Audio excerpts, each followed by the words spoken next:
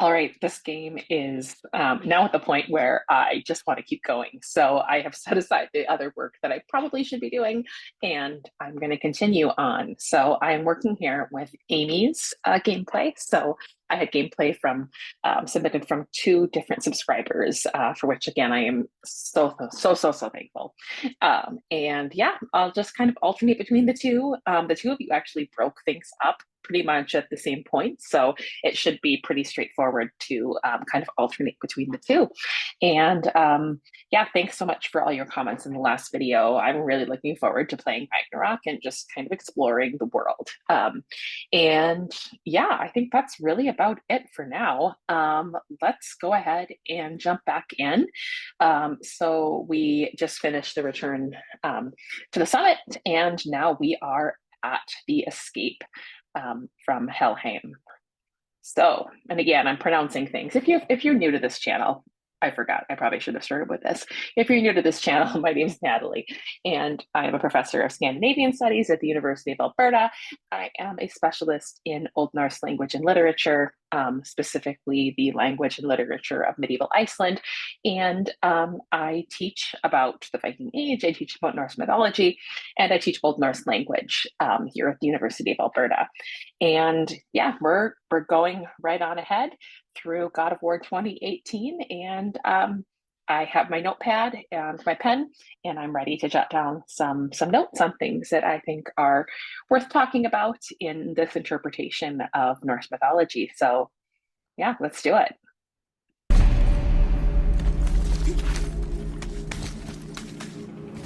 Wow, it's cold. This is hell? Not just hell. Worst place in hell you could have put us. I see a ship. Get us there. It only takes us halfway to Tyr's temple, but at least it gets us far from here.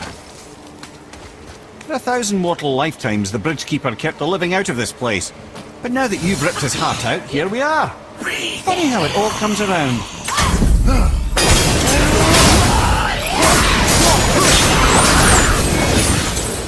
He should pay for what he said about Mother. Boy.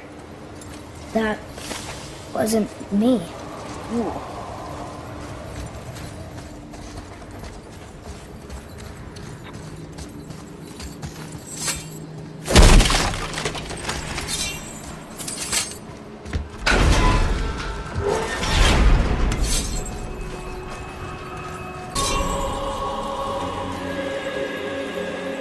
Was me.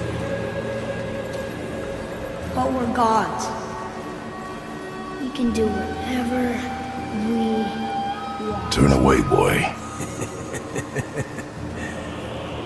That's what I said to your mother, right before I gave it to her. It wasn't me. I couldn't have done that. Do not dwell on those thoughts. Not here. Yeah. We must keep moving. Yeah.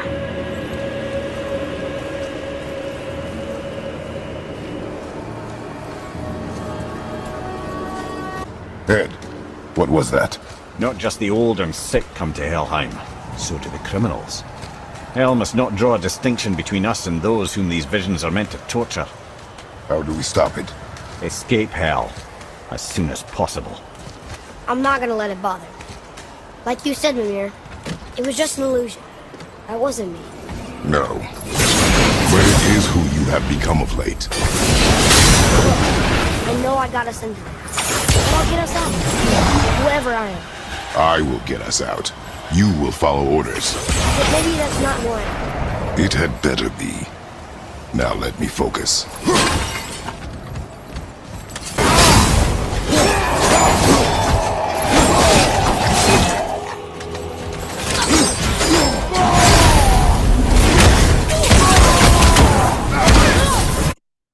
Okay, so I want to stop really quickly.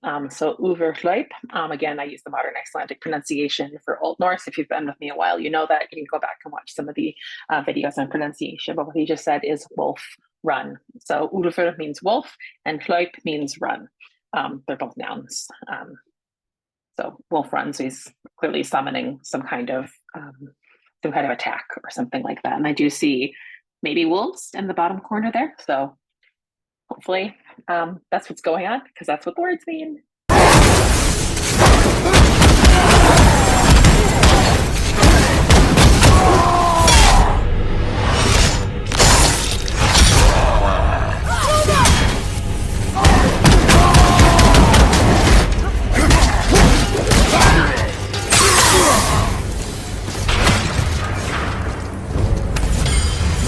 Wait, I think I see Baldur up ahead.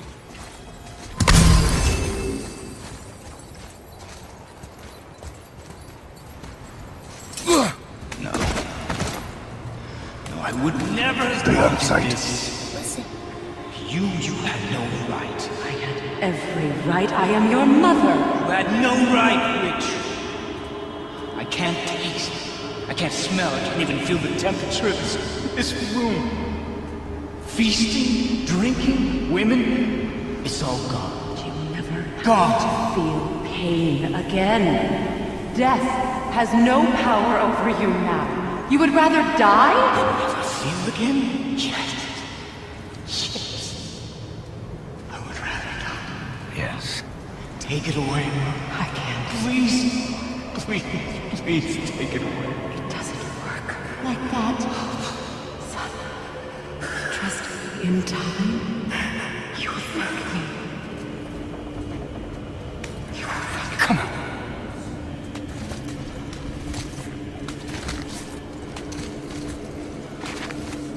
No. Yes. I won't.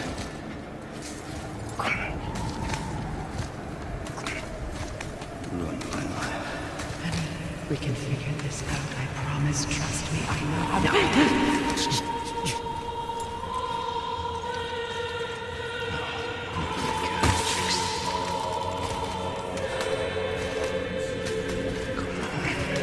Do it! Come on!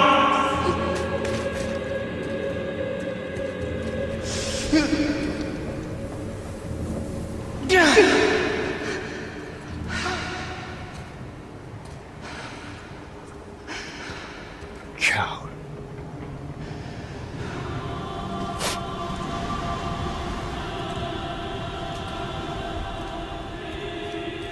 I never want to see you again. Never.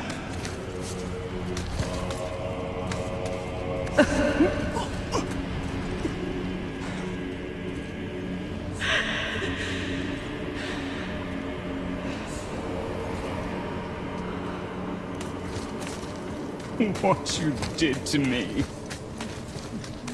What you did to me! Ah! Ah!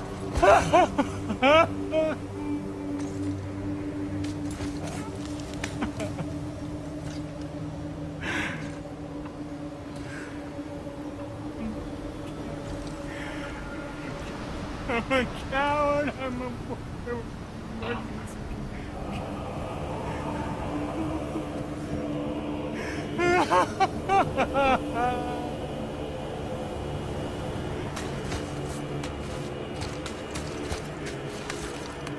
Freya is his mother. Why did you keep this from us, Head? Would you believe it slipped my mind? I would not. I'm at a loss. I assure you have no reason to keep such a thing a secret. There's the boat. We will speak more of this soon.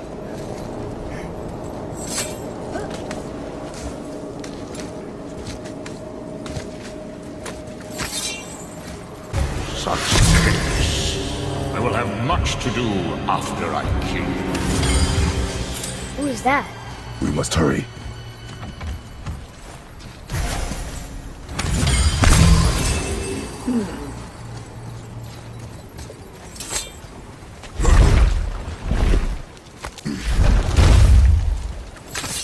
Not entirely sure this is seaworthy. She will do.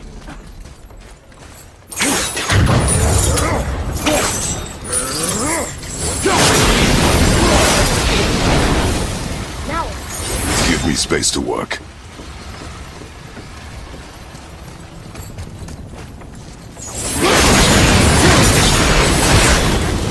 let me help. What can I do? You have done enough. It's true. The sails are intact.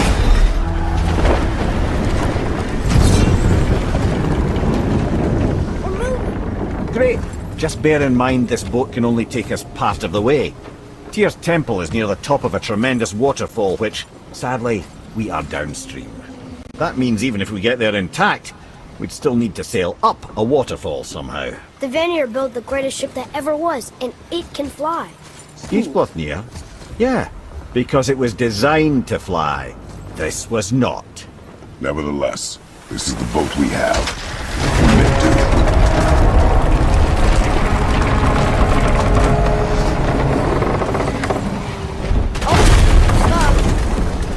And perhaps the biggest iceberg I've ever seen. At least the fire's making heat. What now?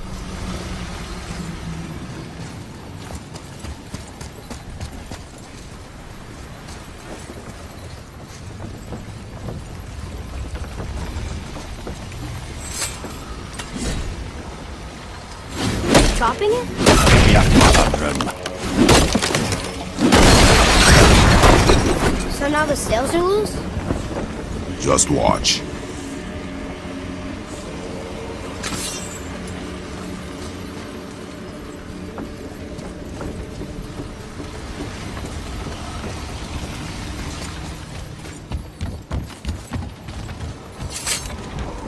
They're pulling the sails down?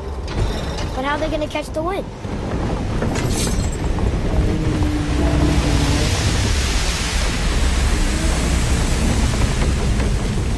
We're floating! The heat from the fires! We're actually floating! Art. Okay, I'm coming back to Skíðblaðnir. And we're stuck down. Not for long. Stay with the boat. I can't believe it. You just made a huge sky lantern.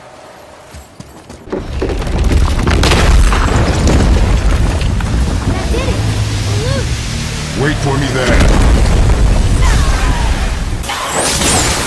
We need to talk, brother.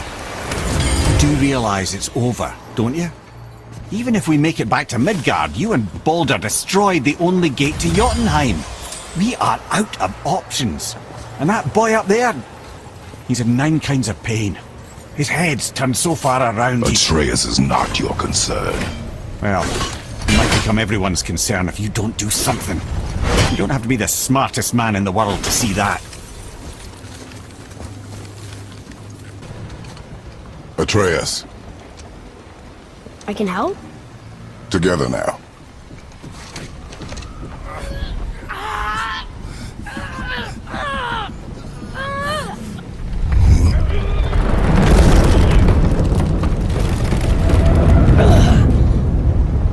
We did it! We're free! We are going to get out of here. Face me, father. It is time to end this. Yes, my son. It is time. No, It's that voice again.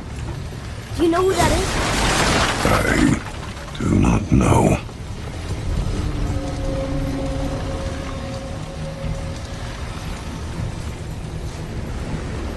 Meister! Meister! Hold on!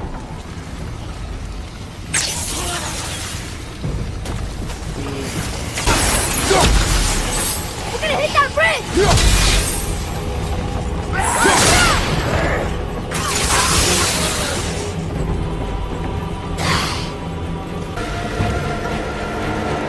Mimir, how's the fire staying lit? Did you believe magic? Or those blades. We're almost there!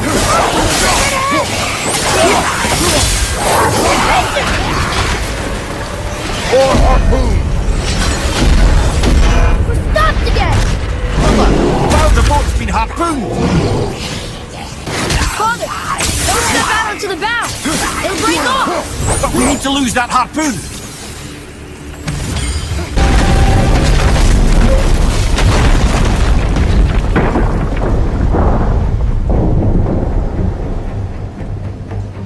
It is time, my son. Look around at what you have done.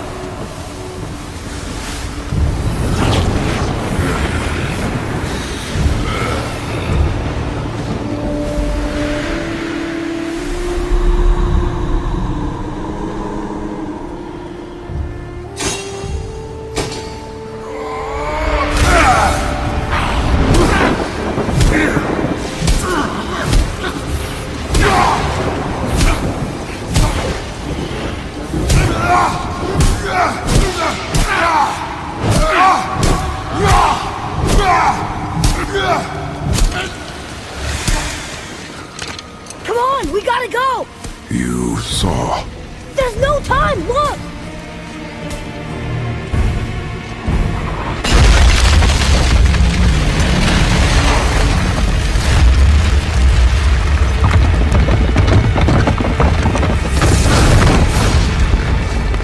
I have a plan! Jump!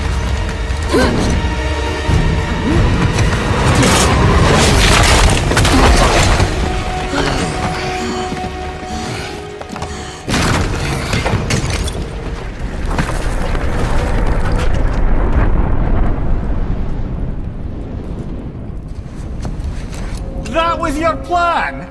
You're both cracked! We are leaving this realm. Now! As long as we didn't wreck our way back.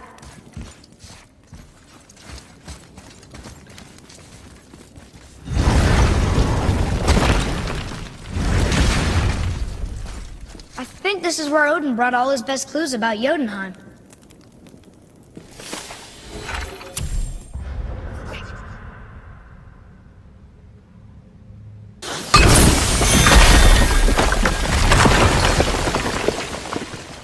Little staves What is again. this place? This is Odin's. I'd recognize his atrocious taste anywhere.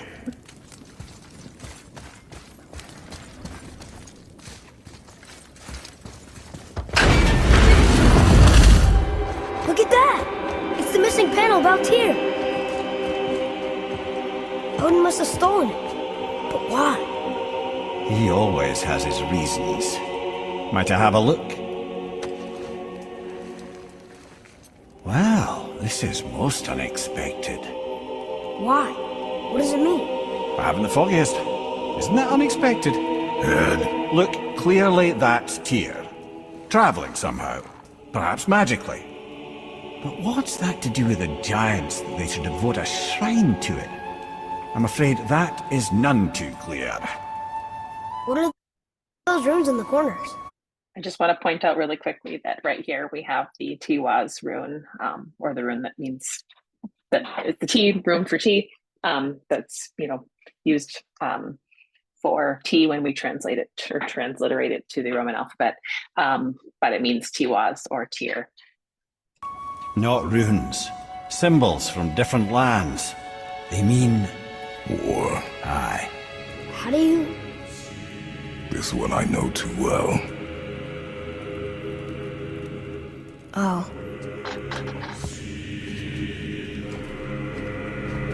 His eyes. They are jewels. Like yours. No doubt signifying the gift of sight the giants granted us. Give me a closer look. Interesting.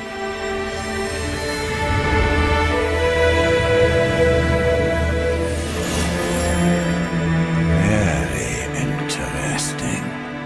What is that? Secret plans concealed by Tyr so none could access but him. And those few others the giants trusted. And right under Odin's nose, ho ho ho! I did promise I'd get you to Jotunheim. What do you mean, Ed? You said we were out of options. Don't you see, brother? Odin never gave up hope, and neither should we. He knew there was a clue in here, but we're the ones who found it. These plans are for a key to some chamber Tyr's kept hidden. I don't know where it's leading or what we'll find, but it's a path. How do we make this key? I suggest we ask a dwarf.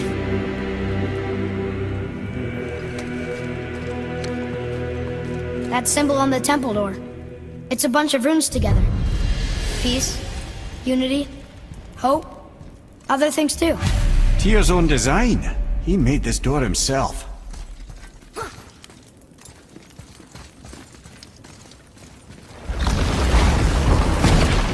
Boy. Before, when you saw, I didn't see anything. you did not see me with someone. An old man. What old man? Can we go? Yes. Very well.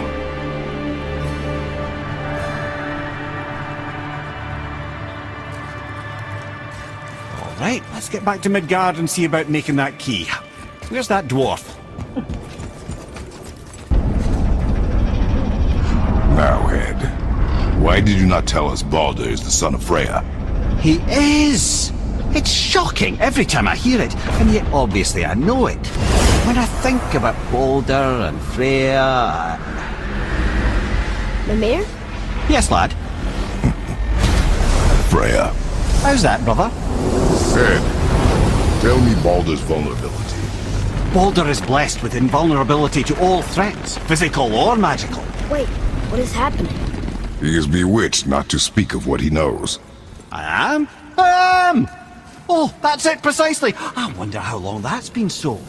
Since she had my head at her mercy, back when I figured out Baldur's weakness. Mimir, Yes, lad? you just said you figured out Baldur's weakness. Did I? But Baldur is blessed with invulnerability to all threats, physical or magical. Enough. This means there is a way. If he troubles us again, we will find it.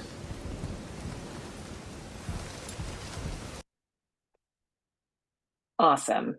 So, okay, I feel like I'm finally in on the joke about, Baldur is blessed with invulnerability. Yeah. So I feel like I finally understand why that has been repeated in comments on the Gameology video. And yeah. Okay. So yeah, this is just becoming even better and better as we go. So I have a few things I wanted to talk about. So yeah, it was great to be able to visit Helheim.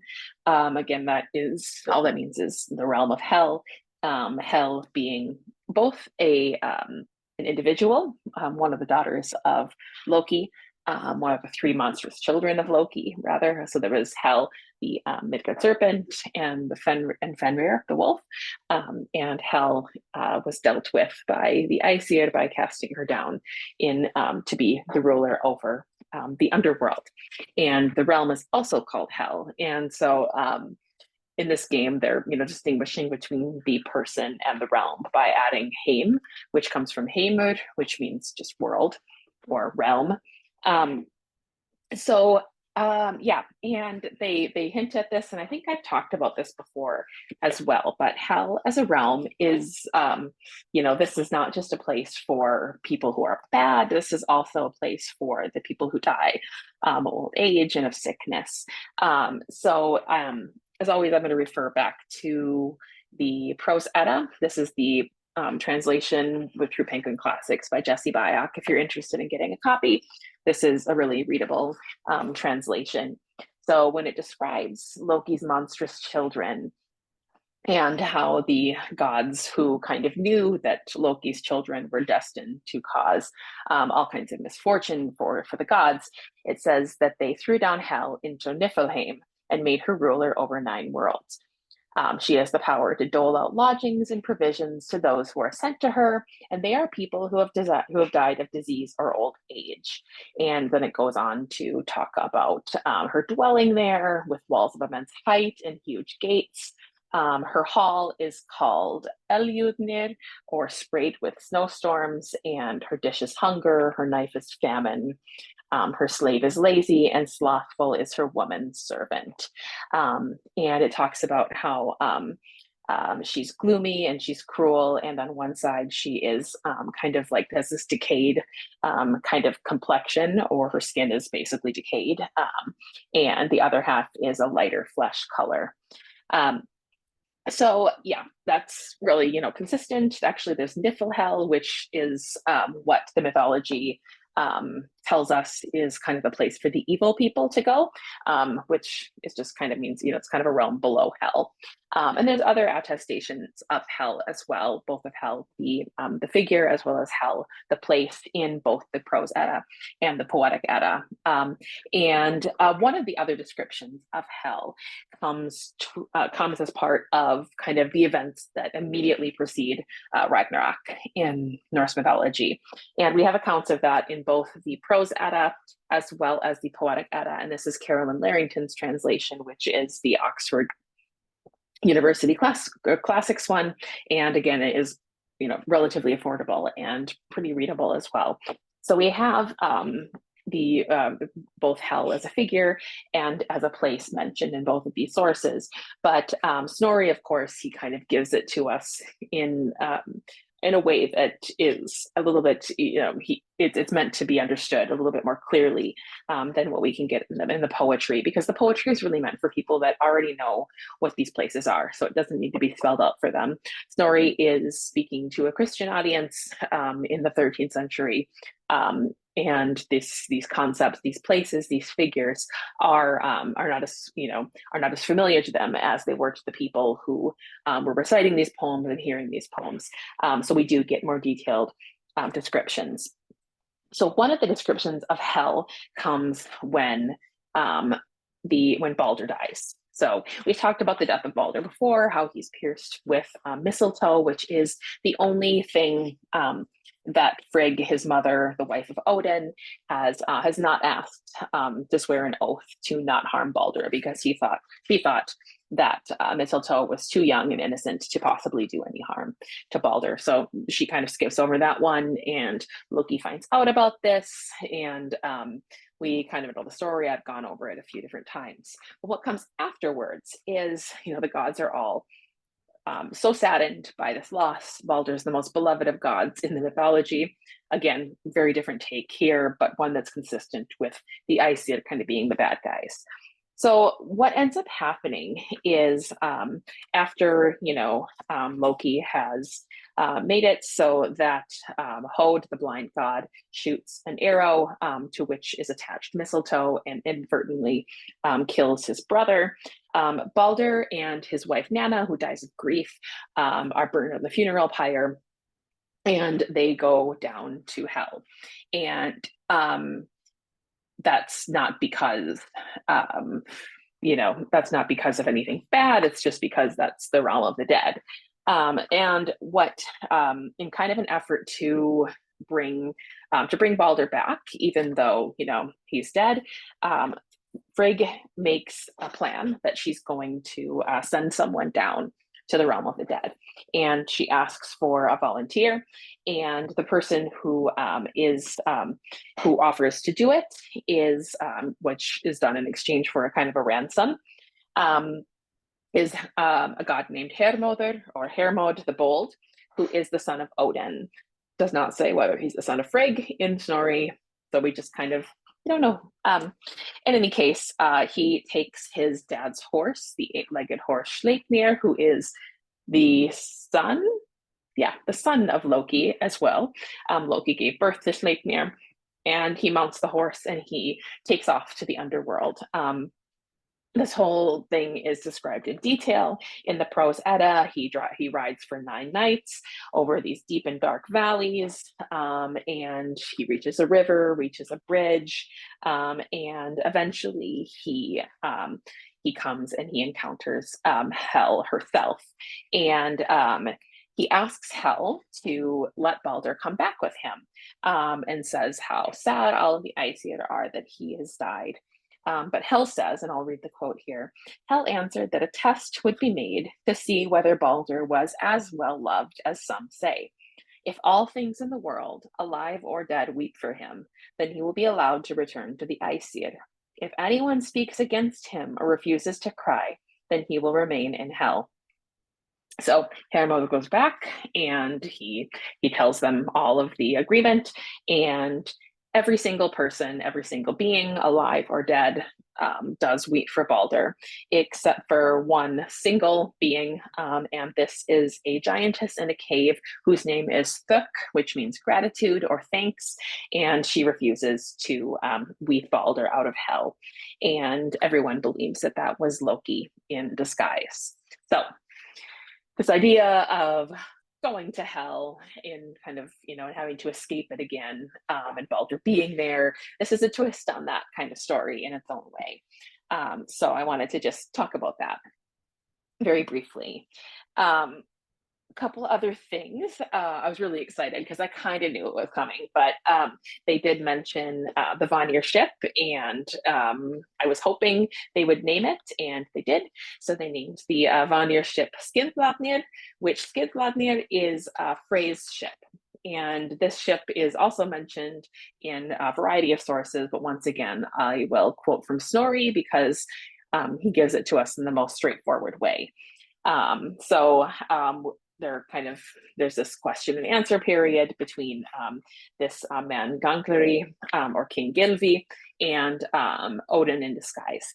And he asks what can be said, or so Gangleri, who is another name for Gylfi, a king who has traveled to basically find out why everything goes according to the will of the Aesir, asks, what can be said about Skíðblaðnir, since it is the best of ships? Is there no ship its equal, or none as large? Hai, which is Odin in disguise, said, Skíðblaðnir is the best of ships, and it was built with the finest craftsmanship. But Naglfar, the largest ship, is owned by Muspel. Dwarves, the sons of Ivaldi, built Skíðblaðnir and gave it to Frey. So Frey being one of the Vanir. That ship is so large that it can accommodate all the Aesir, along with their weapons and their war gear. And a good wind blows whenever the sail is raised, no matter where it is headed. The ship is made of so many different pieces and with so much cunning that when it is not being used to travel on the sea, it can be folded up like a piece of cloth and placed in a pouch. I don't think it says anything anywhere about its ability to fly. I could be wrong. Again, we have all kinds of, different attestations in different places. I'm pretty sure none of them say that it can fly, but I could be wrong. That's absolutely a possibility. So that was cool too, to see kind of that, that brief kind of allusion to Skíðblaðnir, which they refer to as a Vanir ship, which it is indeed because it is Frey's ship. So I did also really like, I like how they incorporate kind of the importance of 9 as well. So Mimir talks about how Atreus is he's in 9 kinds of pain, which, I think is another way of him saying he's in a world of hurt. But the use of 9, 9 being a really significant number in Norse mythology, 9 realms, and Odin hanging on the tree for 9 nights to gain the knowledge of the runes, and countless more examples for the mythology about the importance of the number 9 that has been really discussed a lot in scholarship. So that was really cool as well that they did that. It's nice little touches like that really make me really appreciate what the game makers are doing here, and how they're engaging with the mythology.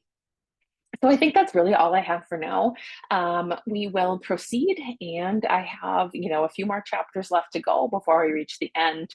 As always, please let me know if you have any questions, if there's anything you'd like to know more about from this video or from previous videos.